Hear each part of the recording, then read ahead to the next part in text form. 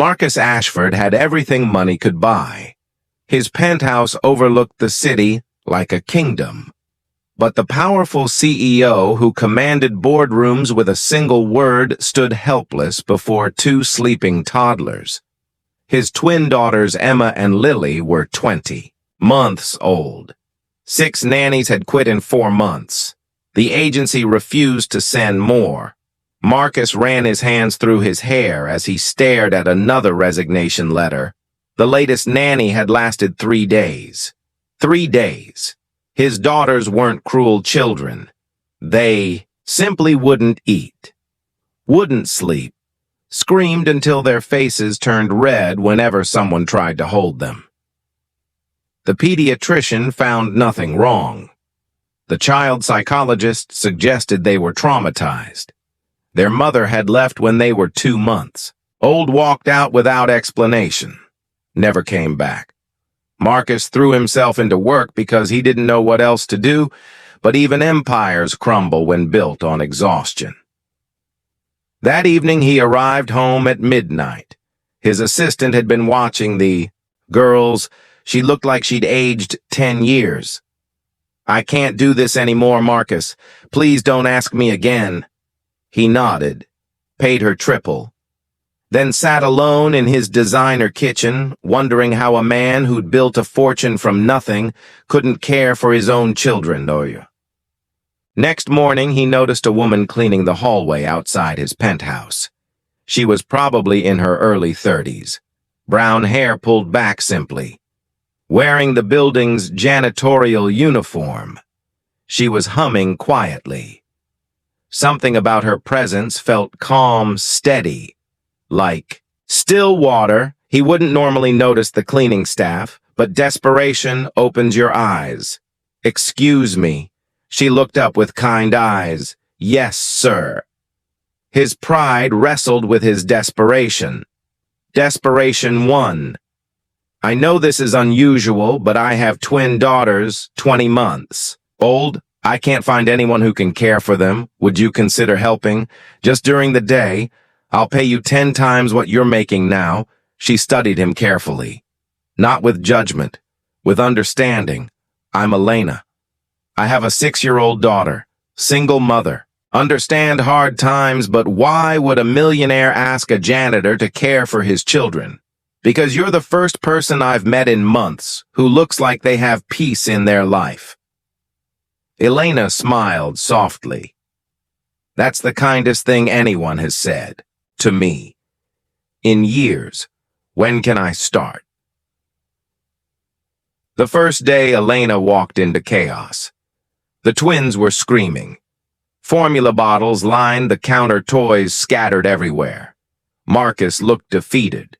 "They won't eat, won't sleep." The last nanny said they were impossible. Elena didn't rush toward the girls. She sat down on the floor, crossed her legs, and started humming the same tune he'd heard in the hallway. The crying didn't stop immediately, but it changed. Became less frantic, more questioning. After several minutes, Emma toddled. Overcautiously, Elena didn't grab her, just smiled and kept humming. Then Lily came, suspicious but curious. Elena opened her arms but didn't reach. "Let me tell you about my daughter, Sophie. She was sick when she was little. Really sick. I worked 3 jobs to pay the medical bills. Those were the hardest days of my life, but they taught me something important. Children don't need perfect. They need present." The twins were listening now, their faces still wet with tears. But listening, Elena started making simple breakfast. Nothing fancy, soft scrambled eggs, toast cut into strips. She sat on the floor again, ate a piece of toast herself, then placed the plate between them. No pressure, no coaxing, just sharing. Emma picked up an egg piece, put it in her mouth. Lily followed. They ate half the plate. Marcus stood in the doorway, stunned. Over the following weeks, the apartment transformed, not in decoration, in atmosphere. Elena didn't try to control the twins. She created rhythm. Morning meant soft music and breakfast on the floor. Midday meant walking to the building's garden. Afternoon meant quiet time with books. Evening meant gentle baths and lullabies. The twins began to bloom. They smiled, laughed, started saying simple words. Marcus found himself coming home earlier, not because he had to, because he wanted to. He'd enter quietly and watch Elena reading to the girls, her voice painting pictures of adventure and kindness. One evening he found Emma asleep on Elena's lap.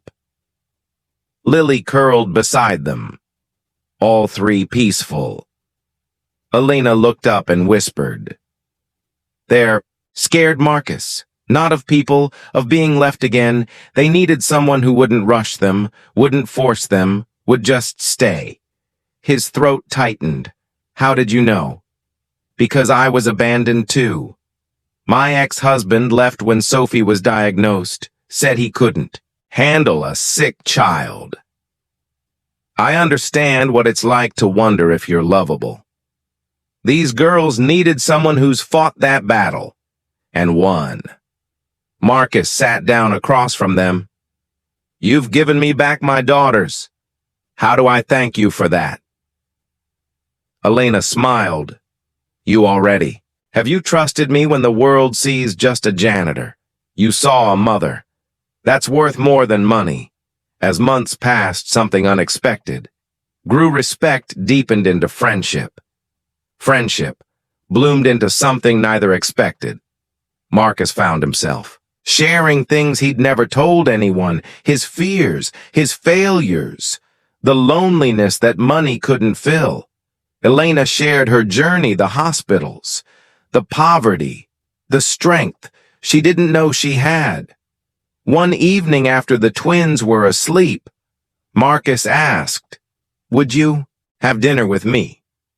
Not as employer and employee, as Elena's eyes sparkled. "I thought you'd never ask." They dated slowly, carefully, with the twins always at the center. Sophie joined their growing family circle. 6 months later, Marcus proposed in the penthouse living room. Both twins toddled over holding rings they'd hidden in their tiny fists. Elena cried, said, yes, held all three of them close. The wedding was simple, just family and close friends. Emma and Lily were flower girls. Sophie was the maid of honor. Marcus stood at the altar watching Elena walk toward him, and realized that he'd spent years building an empire, but she'd taught him how to build a home. In his vows, he said, I had everything the world says matters, but I was bankrupt in what actually does. You didn't just save my daughters. You saved me, Elena. Squeezed his hands. You gave me something I'd stopped believing in, a family that stays. Years later, people would ask Marcus the secret to his success. He'd smile and say, I learned from the wisest person I know. She taught me that titles don't determine worth, that the most important work happens in quiet moments, that love isn't something you buy, it's something you build one patient day at a time. The twins grew up surrounded by two parents who chose each other, and a stepsister who taught them that family isn't just blood, it's commitment. Marcus's company thrived because he finally understood what mattered. Elena never went back to cleaning floors, but she never forgot where she came from. Some nights they'd sit together after the children slept, and Marcus would say, thank you. Elena would smile. For what? For showing me that the person I needed most wore a janitor's uniform and carried more wealth in her heart than I ever had in my bank account. They'd sit in comfortable silence, two people who'd found each other, not despite their struggles, but because of them. Two people who learned that sometimes the greatest love stories begin with the simplest act of kindness and the courage to see worth where others see only work. If this story touched your heart, Please like and share it with someone who needs to hear it today. Subscribe for more stories about real love, second chances, and the extraordinary kindness found in ordinary moments. Comment below and tell us about a time when someone's unexpected kindness changed your life. Your story might inspire someone else.